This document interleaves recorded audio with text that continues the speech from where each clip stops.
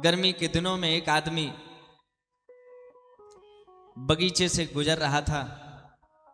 बड़े सुंदर सुंदर पके पके आम के फल देखे तो लगा कि चलो एक दो खा लिए जाएं। पर जैसे ही खाने गया, फल एक तोड़ पाया, थोड़ा सा चखा, चखते ही वो रखवाला आ गया और रखवाले ने 2-3 डंडे लगाए पीठ में। पीठ ने आंदोलन कर दिया। पीठ ने कहा, ए भाई, मैंने तो कहा भी नहीं कि तू चल, और तूने आम खाया, उसका स्वाद भी मुझे नहीं मिला, मेरा कोई रोल भी नहीं इसमें, और मेरे ऊपर ही डंडे पड़ गए। अच्छा, आप विचार करके देखो तो जीव ने चखा, पेट ने रखा, पीठ का क्या दोष था? अच्छा, इसके अगर मूल में जाएं तो सबसे बड़ा दोषी कौन, बताओ जरा। अच्छा, उसी से पूछते हैं, क्यों तुमने क्यों फल खाया? तो उसने कहा, मन कह रहा था कि चलो एक। अच्छा, मन दोनों बातें कहता है। मन कहता है कि चलो खाते हैं, फिर मन एक बार रहने दो, दोनों कहता है। अब आप किसके तरफ झुकते हो ये आपका निर्णय। मन ने उचित और अनुचित दोनों बता दिए आपको, पर इसके भी मूल में यदि जाया जाए तो आंख अगर पके हुए आम के फल न देखती तो मन को पता कैसे लगता कि यहां लगे हैं। भाई, मन के तो आंख जो है वो मन अंदर का देख सकती है, बाहर का नहीं। बाहर का देखने के लिए तो बाहर की आंख काम करती है। तो अगर विचार करो तो मुख्य दोषी कौन? आंख।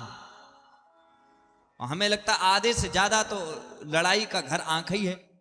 कोई कह रहा कि क्यों तुम नहीं, उनसे लड़ाई हो गई? अरे लड़ाई क्या, हम घर से निकले जाने कैसे घूर घूर के देखते तो हमारी हो गई लड़ाई। आंख ही तो है। और कई बार लोग देखो, हमसे देखा संभाल के करो, हमें आंख है पसंद नहीं है। आंख तो झगड़े की। कई बार अगर बेटा पिता की ओर देख रहे, पिता के देखो, आंख ना दिखाओ तुम। अब हाँ, कोई भी हो, आंख सबसे अधिक झगड़े की जड़ है। अच्छा, आप विचार करो किसकी माने, मन की या आंख की, कान की, नाक, किसकी माने? हम सीधी सी बात एक बार कहते हैं, आपको सभी पूरी बात का एक सार समझ में आ जाएगा। जब मन दो बातें कहे, उसमें मन जो पहली बार कहे उसको बिना सोचे समझे मान लेना, वही तुम्हारे कल्याण का साधन होगा। बोलो हर हर महादेव। घर में हो, मन ने कहा चलो कथा सुनियावे, तब तक दूसरे मन ने कहा अरे आज नहीं कल चलेंगे।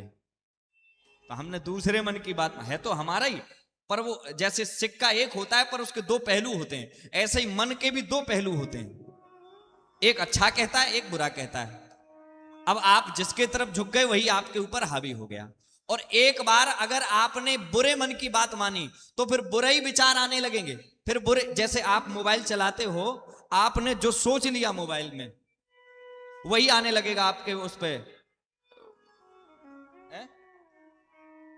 यूट्यूब पे, फेसबुक पे, इस पे सब पे वही आने लगेगा जो तुम सोचोगे।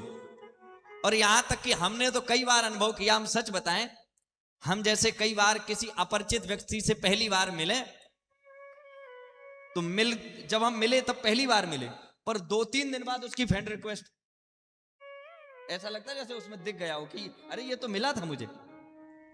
ये भी आपको रीड करता है।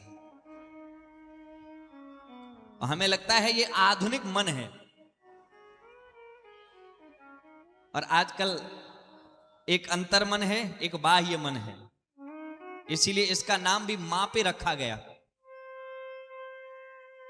मोबाइल मां पे रखा गया, मन से जुड़ा हुआ, ये बाह्य मन है। हमारा खुद का मन धीरे धीरे विचलित होता जा रहा है इस मन के कारण।